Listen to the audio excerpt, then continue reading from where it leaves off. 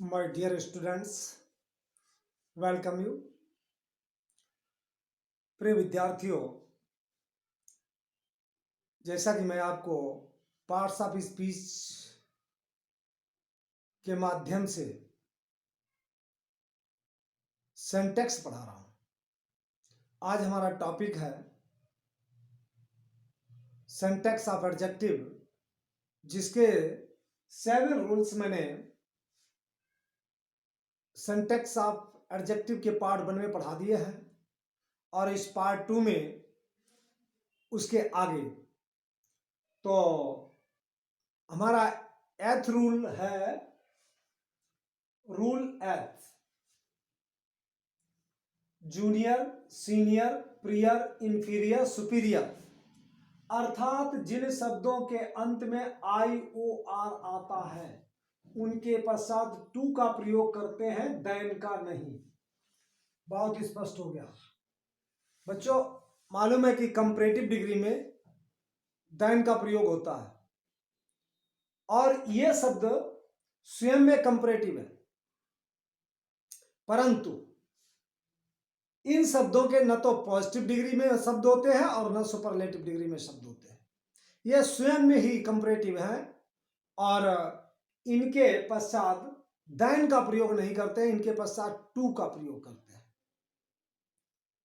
तो पहचान यह है कि इन शब्दों में अंत में आई ओ आर लिखा होगा।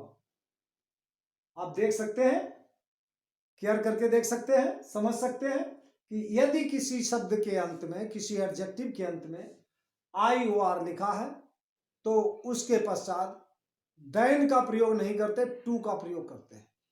और जब टू का प्रयोग करते हैं तो जिससे तुलना की जाती है उस प्रोनाउन का ऑब्जेक्टिव केस आता है, न कि subjective case. For example, he is superior to me, not than I. अर्थात he is superior than I incorrect है। करेक्ट क्या है? He is superior to me. You are junior to him, अर्थात यहां पर जूनियर है तो टू हिम का प्रयोग हुआ, नॉट देन ही नहीं होगा।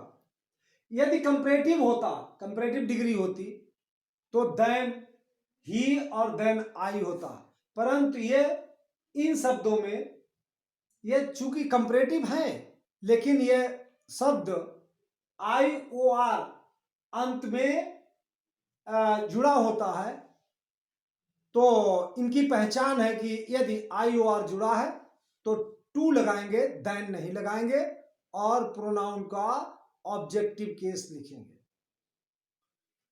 Rule number 9, few, a few, the few.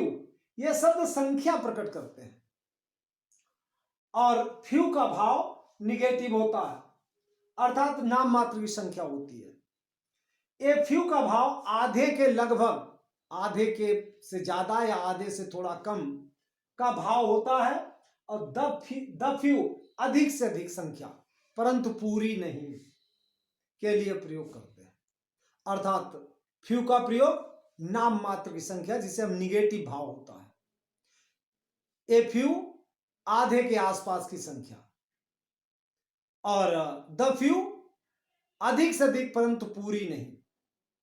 इस भाव से हम फ्यू, ए फ्यू और द फ्यू का प्रयोग करते हैं।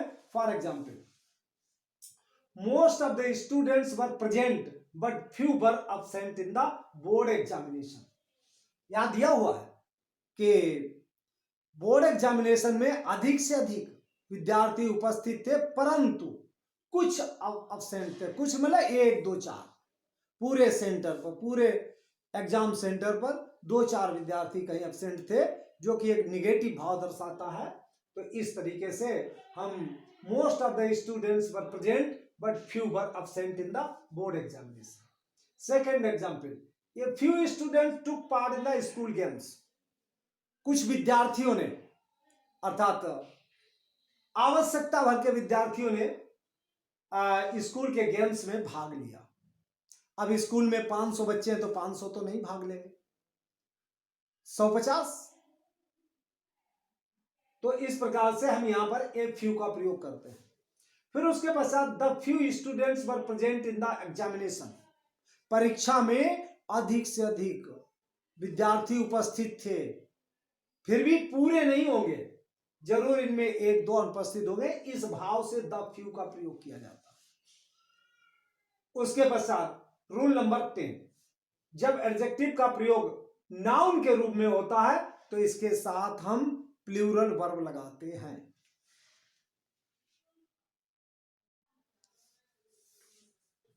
तो जब हम एडजेक्टिव का प्रयोग नाउन की तरह करते हैं तो उसके साथ प्लूरल वर्ब का प्रयोग किया जाता है। Example, the poor are honest.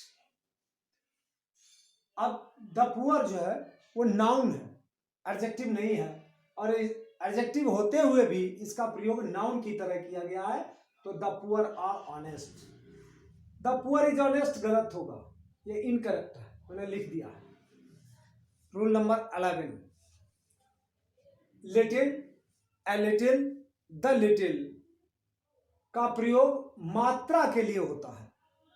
ये क्या है? लिटिल, ए लिटिल और द लिटिल मात्रा प्रकट करते हैं। जैसे few, a few, the few संख्या प्रकट करते हैं। तो लिटिल का भाव निगेटिव है, अतः नाम मात्र की मात्रा। ए लिटिल का भाव आधी मात्रा के आसपास, और द लिटिल अधिक से अधिक मात्रा परंतु पूरी मात्रा नहीं। जिस प्रकार से फ्यू, ए फ्यू और द फ्यू का प्रयोग होता है, उसी प्रकार से लिटिल, ए लिटिल और द लिटिल का प्रयोग होता है, परंतु अंतर क्या है? Few, a few, the few संख्यावाची होता है, संख्या।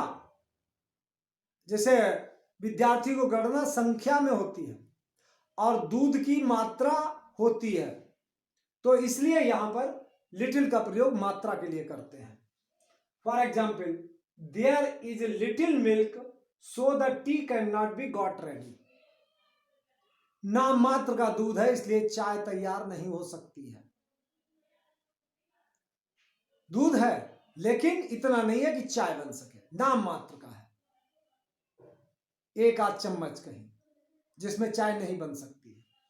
फिर second, he drank A little water from the jug.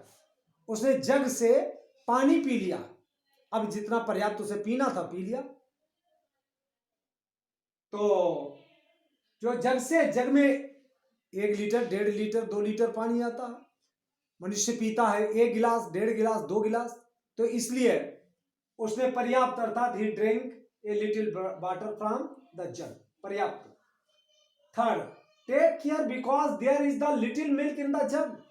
Jug में बहुत दूध है, ऊपर तक भरा है, लेकिन फिर भी थोड़ा खाली है। बता दिया कि अधिक से अधिक मात्रा परंतु पूरी नहीं, थोड़ा खाली है। अब अगर लापरवाही में लेके चलोगे तो छलक जाएगा। तो इसलिए take care because there is the little milk in the jug.